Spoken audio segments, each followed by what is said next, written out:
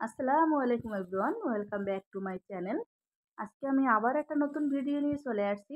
আজকে তৈরি করে দেখাবো ট্যাংরা মাছ দিয়ে টমেটো দিয়ে ঝোল। তো এখানে আমি হাফ কেজি ট্যাংরা মাছ একদম পরিষ্কার করে কেটে নিয়ে আসছি। আর ট্যাংরা মাছগুলা একবারে নদীর আর ডিম ভরা। তো আমি কিভাবে ট্যাংরা মাছ রান্না করি, সবাই রান্না করতে পারেন, কিন্তু আমি কিভাবে করি সেটা আপনাদের মাঝে শেয়ার করলাম। তো এখানে একটা প্যান বসাই দিলাম, দিয়ে দিলাম কিছুটা তেল, যতটুকু লাগে অতটুক। তারপরে আবার দিয়ে দিলাম পেঁয়াজ কুচি। এখন পেঁয়াজ আর তেল একদম সুন্দর করে আমি একটু ভেজে নিব হালকা করে। তো নতুনদের জন্য এবং ব্যাচেলার ভাইয়াদের জন্য এই ভিডিওটা খুবই উপকারী।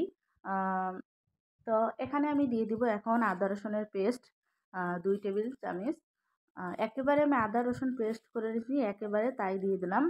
তো এখন আমি আদা রসুনটা একটু ভালো করে ভেজে নিব, যেন কাঁচা একটা স্মেল না আসে। তো আপনারা চাইলে এই মাছগুলা ভেজেও ভুনা করতে পারেন বা রান্না করতে পারেন, কিন্তু আমার কাছে মনে হয় যে এই মাছগুলা মানে ভাজলে ভালো লাগে না। তো এখানে আমি দিয়ে দিব মরিচের গুঁড়া, হলুদের গুঁড়া, ধনিয়ার গুঁড়া সব 1 টেবিল করে। আর ঝালের পরিমাণটা আপনারা বাড়িয়ে নিতে পারেন। তো এখন আমি দিয়ে ভালো করে নাড়া দিয়ে নিব। আর একটু পানি দিয়ে দিছি অফ ক্যামেরায়, ওটা দেখাতে পারিনি। পানি দিয়ে এখন আমি ভালো করে কষিয়ে নেব। এখানে দিয়ে দিব আমি ভাজা জিরার গুঁড়া 1 টেবিল চামচ।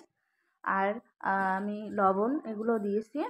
তো এখন মানে আমরা মশলাগুলো ভালো করে কষিয়ে নিব। যত কষাবেন ততই কিন্তু রেসিপিটা বা তরকারিটা খেতে কিন্তু ভালো লাগে। দিয়ে দেবো এখন মাছগুলো।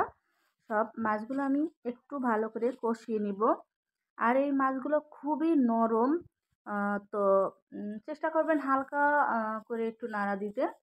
আর মিডিয়াম টু লো হিটে রাখবেন, হাই হিট দেওয়ার দরকার নেই, তাহলে নিচ থেকে লেগে যাবে। তো একটু ঢাকনা দিয়ে আমি লো হিটে মাছগুলো একটু ভুনা করে নিব ভালো করে। তো আমার ঢাকনা তুলে নিয়েছি, এখন মাছগুলো একটু কষিয়ে নিলাম। আর আমি এখন এখানে একটু ভালো করে কষিয়ে তারপরে ঝোলের জন্য পানি দিয়ে দিব। আর আপনারা কতটুকু ঝোল খাবেন এই পরিমাণ করে তারপরে ঝোলের জন্য পানি দিবেন। তো আমার মনে হয় এই মাছগুলোয় বেশি পানি দেওয়ার দরকার পড়ে না। তাহলে কিন্তু মাছগুলো ফুলে ফুলে যায় আর খেতে মজা লাগে না। তো আমি কিন্তু পানি দিয়েছি। তো এখন উপর থেকে আমি দিয়ে দিব টমেটো কেটে রাখা। তো আপনারা চাইলে এই মাছগুলো সবজি দিয়েও রান্না করতে পারেন। এই মাছগুলো তো নরম, তো নরম সবজি দিয়ে রান্না করলে কিন্তু বেশি ভালো হয়। তো টমেটো দিয়ে দিলাম আমি এখানে 2টা কেটে। তো আর দিয়ে দিব ফালি করা কাঁচামরিচ।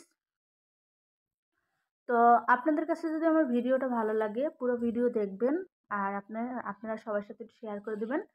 তো একটু ঢাকনা দিয়ে আমি ঢেকে 10 মিনিট পরে আবার ফিরে আসবো। তো 10 মিনিট পরে ফিরে আসলাম। আমি মাছগুলো একটু হালকা ঝোল রাখবো, বেশি ঝোল রাখবো না। তো আবার একটু আমি হালকা করে নেড়ে দেব। আর আমার মাছগুলো কিন্তু অলরেডি হয়ে গেছে। এখন আমি উপর থেকে দিয়ে দেবো ধনিয়া পাতা কুচি। ধনিয়া পাতাটা দিলে কিন্তু একটু আলাদা ফ্লেভার আসে, খেতেও ভালো লাগে। তো আমি আর 2-1 মিনিট হালকা করে জাল করে নিব, কারণ আমার অলরেডি কিন্তু আমার তরকারিটা হয়ে গেছে। আর ধনিয়া পাতার জন্য একটু জাল করে নিব, বেশি জাল করব না, তাহলে কিন্তু ধনিয়া পাতার ফ্লেভারটা চলে যাবে। তো আমি আমার ঢাকনা তুলে নিয়েছি। আর আমার রেসিপিটা একদমই হয়ে গেছে। তো যারা এখনও মানে ট্যাংরা মাছ খেতে পছন্দ করেন না বা ট্যাংরা মাছ রান্না করতে পারেন না, তাদের জন্য এই রেসিপিটা। আর ডিম হয়েছে, মাছগুলো খেতে কিন্তু অসাধারণ হয়েছে, আমি খাওয়ার পরে ভয়েস দিয়েছি। তো যে যেখান থেকে আমার ভিডিওটা দেখছেন তাদেরকে অনেক অনেক ধন্যবাদ। আর যদি ভালো লাগে অবশ্যই লাইক শেয়ার সাবস্ক্রাইব করবেন। আবার দেখা হবে নেক্সট কোনো ভিডিও জন্য।